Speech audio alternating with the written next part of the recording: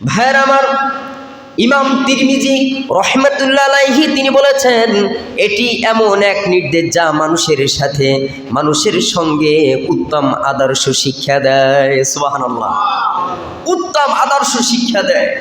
এই যে তিনটে অপশন বললাম, আমি যদি কোনো মানুষের সাথে নরম ভাষায় কথা বলি, সহজ ভাষায় কথা বলি, নম্রতার সাথে কথা বলি, ওই ব্যক্তি কশ্চিনকালও আপনার সাথে খারাপ আচরণ করতে পারবে না।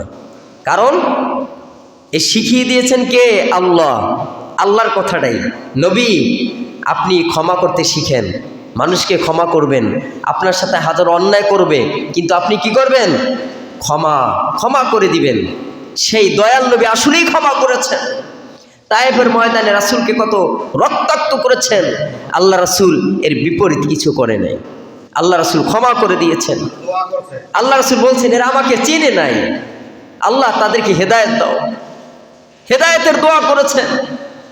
সেই দয়াল নবীর উম্মত হলাম আমরা, আমাদের কত কেয়ারফুল হয়ে চলা দরকার।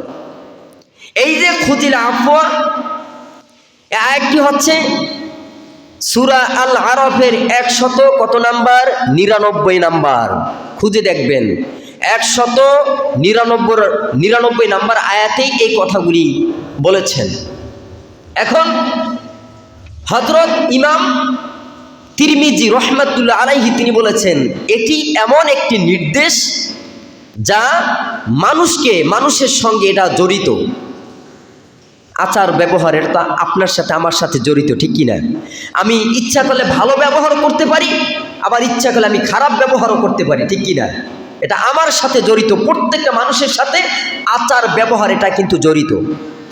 এই প্রত্যেকটা মানুষের আচার ব্যবহার যদি ভালো হয়ে যায়, ওই মানুষটা ভালো হয়ে যায়। সুবহানাল্লাহ।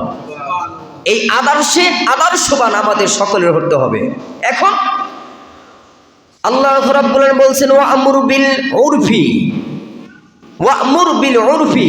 এখানে আল্লাহ পাক রব্বুল আলামিন বলছেন, সৎ কাজ, সৎ ও পরিচিত ভালো কাজের আদেশ দাও। ওয়া'মুর বিল উরফি, এতটুকু আয়াতের অর্থ হচ্ছে সৎ ও ভালো কাজের নির্দেশ দাও, আদেশ করো। আল্লাহ তার রাসূলকে বললেন, কি বলছেন? সৎ ও ভালো কাজের মানুষকে নির্দেশ দিতে হবে। এই কথাটাই আল্লাহ পাক রব্বুল আলামিন এই আয়াতের মধ্যে বলে দিয়েছেন, ওয়া'মুর বিল উরফি। তার মানে হচ্ছে উরফ, এই শব্দটার অর্থ হচ্ছে পরিচিত ভালো কাজ। এই উরফ এটা আরবি শব্দ। এই কোরআনের ভাষায় ওয়া'মুর বিল উরফি, এই উরফ মানে হচ্ছে কি? এটা হচ্ছে পরিচিত ভালো কাজ। কি কাজ? ভালো কাজ। এই ভালো কাজের কথাই আল্লাহ তাআলা বলছেন।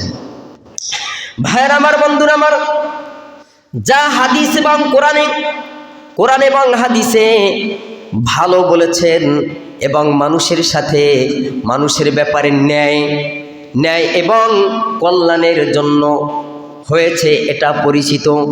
যেমন আপনি কোনো মানুষকে নামাজের জন্য ডাকলেন, ভালো কাজ শিখাইলেন এবং নেক আমলের দিকে ডাকলেন এবং ভালো কাজ করবে এরকমের মানুষকে উৎসাহিত করা, বাজে লোকদের সাথে সংস্পর্শে না থাকা। আল্লাহ রাসূলকে আল্লাহ পাক রব্বুল আলামিন শিক্ষা দিলেন, ওয়া'মুর বিল উরফি। হে রাসূল, সৎ কাজ মানুষদেরকে শিক্ষা দিতে হবে, মানুষদেরকে ভালো কাজ শিক্ষা দিতে হবে, নেক আমলের দিকে ডাকতে হবে, এগুলি ভালো কাজ। এখন আপনি নেক কাজের জন্য যখন আযান হয়েছে, তখন আপনি মানুষকে ডাকলেন, চলো ভাই আযান হয়েছে, নামাজের জন্য চলো। আপনি ভালো একটা দাওয়াত দিলেন, ওই ব্যক্তিও বুঝবে না সেও আমাকে ভালো দাওয়াত দিয়েছেন। আর আপনি যদি বলেন, যেমন এই এলাকায় যদি কোনো একজন শিল্পী আসে, ফেমাস নামি দামি যদি একজন শিল্পী আসে, ওই শিল্পীর আসরে যদি আপনি দাওয়াত দিয়ে নিয়ে যান, ভাই চলো আজকে অমুক শিল্পী এসেছে, কিন্তু ওই লোকটা বুঝবে যে এটা ভালো কাজের জন্য আমাকে আদেশ করে নাই, অসৎ কাজের দিকে সে নির্দেশ করছে। এই কাজগুলি করা যাবে না। এখানে যে ভালো হাদিস এবং কোরআনে এবং হাদিসের মধ্যে যেটা ভালো বলেছেন এবং মানুষের কাছে সেটা ন্যায় এবং কল্যাণের জন্য এটা পরিচিত, যে আযান দিয়েছেন ওই লোকটা ভালো মানুষ, 5 ওয়াক্ত নামাজ পড়ে ওই লোকটা ভালো মানুষ, তারপর দান সদকা করে, এই লোকগুলি কি ভালো মানুষের অন্তর্ভুক্ত। ভালো মানুষের অন্তর্ভুক্ত এগুলি মানুষ শুনলে বুঝে এই লোকটা ভালো, এই লোকটা ভালো ভালো দাওয়াত দিচ্ছেন, ভালো ভালো কাজগুলি করছেন। এটা কি একটি আপনার মানুষ চেনার একটা উপায়। খারাপ দিকে মানুষ নেয়, খারাপের দিকেও মানুষ নেয়, আবার ভালোর দিকেও মানুষ দাওয়াত দেয়। পথ দুইটা, খারাপের দিকে নেওয়া আর অসৎ কাজের দিকে নেওয়া, ভালো কাজের দিকে নেওয়া। আমরা যারা মুসলমান আছি, আল্লাহ পাকের বান্দা, নবীর উম্মত, আমরা সব সময় মানুষকে দাওয়াত দিব, ভালো ভালো কাজ শিখাবো। দেখবেন দুনিয়াতে এমন কিছু কাজ আছে যে কাজটা করার পরে আপনি শিক্ষা দিলেন, কোরআন শিক্ষা দিলেন, হাদিস শিক্ষা দিলেন, ভালো ভালো কথাগুলি তাকে বললেন, ওই কাজগুলি করার পরে আপনার আমলনামা একটা সদকায়ে জারিয়া হিসেবে আপনার আমলনামায় কি সওয়াব আসতেই থাকবে। সুবহানাল্লাহ।